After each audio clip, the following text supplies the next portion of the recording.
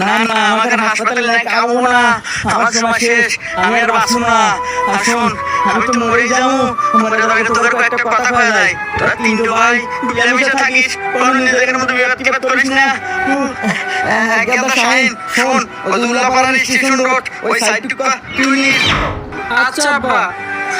হ্যাঁ গাদা সিং তুই শোন, ওই যে সিরাজগঞ্জ সাইনাবাদ ওই সাইডে অনেক লোকজন লোকের কারণ হয়, ওখানে ব্যবসা ভালো হয়, ওই সাইডটুকু তুই নিস বাজান। ঠিক আছে আব্বা।